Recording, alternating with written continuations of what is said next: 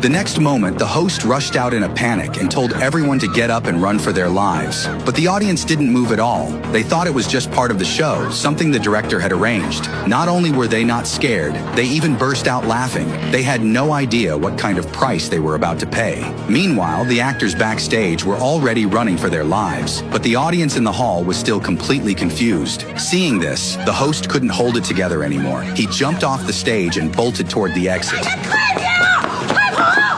Like they say, you really can't save people who refuse to listen. Then the next second, another monster jumped down. Only then did the audience finally realize how serious this was. Fear spread through the crowd, and when they saw the monster about to rush off the stage, everyone panicked. They lost control and started running toward the exit. And all of this started in the mysterious Kunlun Mountains of China. An archaeological team had unearthed a giant skull deep inside the Kunlun Mountains. As the excavation went deeper, more and more ancient relics were revealed. Just as the professor ordered the mine to be sealed off, the ground suddenly began to shake. A young man outside seemed to sense something. When he turned around, a powerful shockwave swept across the entire mining area. When the dust finally settled, a massive bottomless sinkhole was revealed deep inside the cave. Bureau 749, an agency specializing in paranormal events, rushed to the scene. They quickly formed a suicide squad and headed deep underground to investigate. Before long, the group arrived at the sinkhole. Looking down, they couldn't see the bottom, and above them, 3 huge Buddha statues stood solemnly, watching over the abyss. 我们面对的是一个未知的文明，这个发现将会改变我们的历史。 The group immediately lowered their ropes and climbed down, but soon they discovered an even deeper chasm. Inside, scattered remains of massive creatures were everywhere. They looked like the bones of ancient beasts of unbelievable size. The expedition team had never seen anything this mysterious and spectacular. After all, in traditional Chinese culture, Kunlun is known as the ancestor of all mountains and the source of the dragon veins. Ancient texts like the Classic of Mountains and Seas and Huainanzi record Kunlun as the home of immortals, filled with strange beasts and countless treasures. When the group came out of the cave, a vast, snow-covered world appeared before them. Professor Yang pointed to a snow-capped mountain in the distance and spoke to Hawk. 这片雪山，传说中是通往古代魔国的大门。据说那里面埋藏着魔国的秘密。我感觉我来过这。 Hawk felt a strange sense of familiarity, but that strange thought was quickly interrupted. 能查，又缺氧了。 个人给我是。李大人，孙李三，杨教授，点评情况，汇总。 As they got closer, they realized it was a giant biological footprint. While everyone was still wondering what could have made it, a roar came from nearby. Then a gigantic monster slowly appeared. It looked a little like Godzilla, but strangely, the monster did not attack them. It simply turned and walked away. Professor Yang suspected it was connected to the skeletons they had found earlier. After reporting the discovery to their superiors, they decided to follow the footprints. But during the march, a swarm of red bats suddenly appeared in the distance. The team members pointed at them excitedly, but only Professor Yang noticed something was wrong. One soldier had a smug smile on his face, completely unaware that danger was already coming.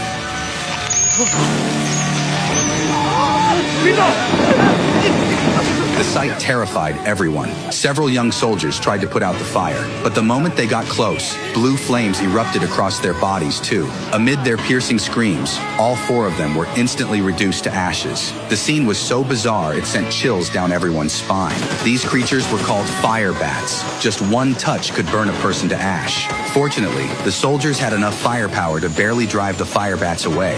But just when they thought they had escaped death, the gunfire triggered an avalanche. Against the power of nature, they had no way to fight back. Soon, they were forced to the edge of a cliff. At that point, there was nowhere left to go. Their only chance was to jump off the cliff and hope for a sliver of survival. Sliding down the ice, the group rushed into a cave filled with countless sharp icicles. Some soldiers couldn't stop in time. They were impaled straight onto the icicles and died instantly.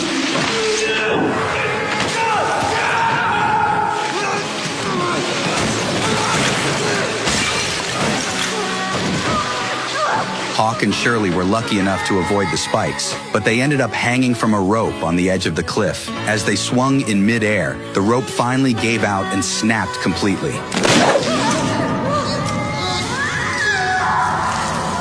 When Hawk woke up, he was stunned to find Shirley looking at him with affection. Just as something seemed about to happen between them, Company Commander's son suddenly jolted awake. 上！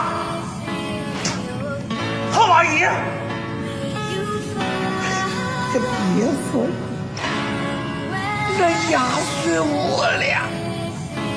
Including Shirley's father, Professor Yang, only 4 members of the original 13-person squad were still alive. But how did they survive a fall from such a height? That question remained a mystery in Hawk's mind. Still, as the saying goes, those who survive great disaster are bound to find good fortune. The group lit torches and began searching for a way out. Suddenly, a red glow caught Hawk's attention. Following the light, they arrived in front of a strangely shaped structure.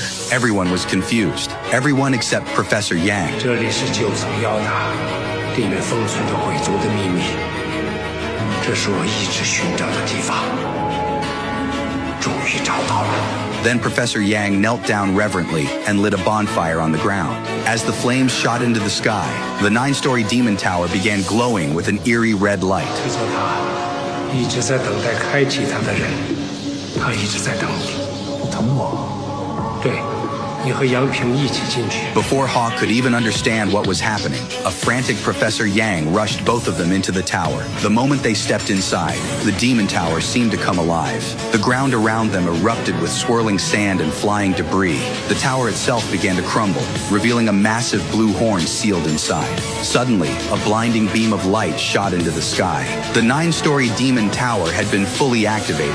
Countless ghostly figures swarmed out, and the entire area was quickly swallowed by a sinister army of spirits. Just as Professor Yang stood there mesmerized by the scene, Company Commander's son lunged toward the altar and forcibly stopped the activation ritual. 陈继福，能想打开鬼族的大门？疯了吧？想都别想！ From their conversation, it was clear Company Commander's son seemed to have foreseen this crisis. Facing the swarm of fire bats, he chose to fight them alone.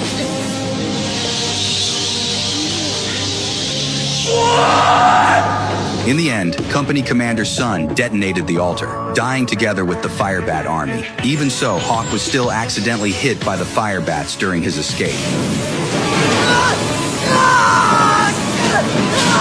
On the brink of death, Shirley pushed him off the waterfall and jumped after him. Although the two miraculously escaped through the water, the crisis was far from over. By the time Hawk realized what was happening, Shirley was already inside the jaws of a giant beast. Of the Suicide Squad, only Hawk survived. That terrifying experience in the Kunlun Mountains became his nightmare. Overwhelmed by everything, he chose to leave the army and started working at a library. The librarian, Mr. Lee, personally picked him up on a bicycle to report for duty. Hawk thought his life would finally return to normal. But then, a book written by Professor Yang dragged him right back into the abyss.